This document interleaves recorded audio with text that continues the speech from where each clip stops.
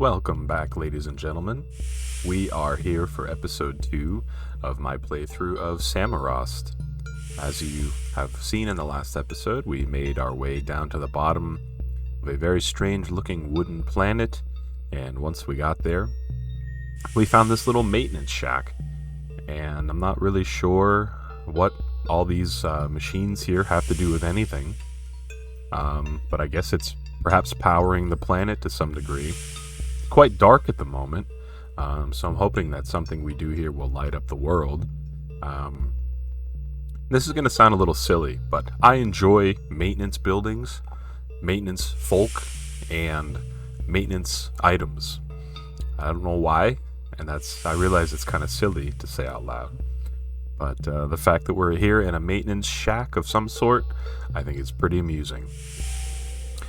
Couple things to note. While the screen's quite dark, I realize a couple gauges, a couple pipes of steam coming out, several buttons.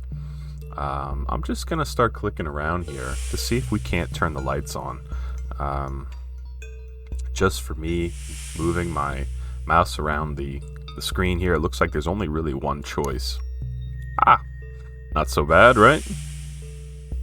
This kind of illuminates what we already figured was here. Lots of rusty looking appliances and pipes and wires and who knows what. Not sure what is going on in here.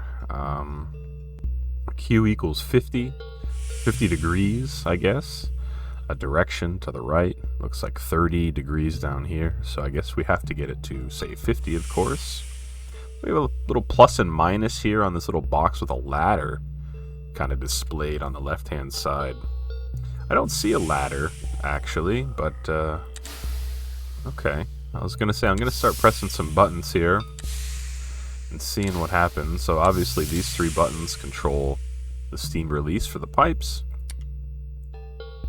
The plus and minus on this particular dial is, of course, moving this dial, rather this panel. And we set it to 50 degrees, but let's see what happens. Okay. Well, that makes a little more sense. There was no ladder before, now there is. Oh, we can turn the lights back out, but I don't think that's really helping us at the moment, so... Well, obviously we want to climb this ladder, so our little sleepy cap-wearing gentleman here is going to traverse up the ladder. Perhaps to a boiler door or something. Okay, well, all of a sudden now the gears are turning. We're steering the planet. We're gonna make it hopefully avoid our home planet. I see now. Last minute save. Good job, little man. The little man has left. He's going to fly back to his home planet. Crisis averted. The day has been saved. And amusingly enough, looks like that's the end of Samorost 1.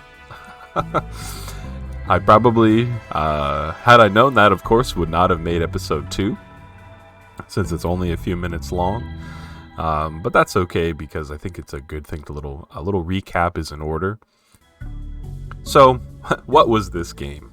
I'm not sure, but originally it said that this was made in 2003. At this point, strangely enough, that's almost 20 years ago. So I'm kind of thinking that Animita Design perhaps was... I'm really throwing this out here, I'm speculating completely. Almost feels like a college project, that maybe someone was in school, they needed a project, they came up with this, and this was like the beginning to their career in this style of games and animation.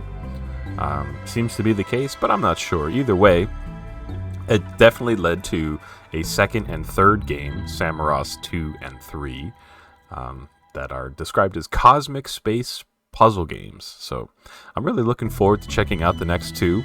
So I believe there's nothing else to do but to begin the next couple games and sign off from here. So thank you very much for checking out my, albeit short, playthrough of Samorost 1. And this has been your pal Bobby G. We'll see you next time.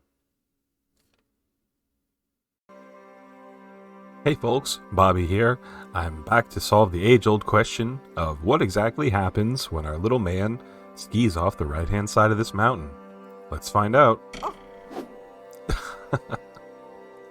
Broke the ski lift.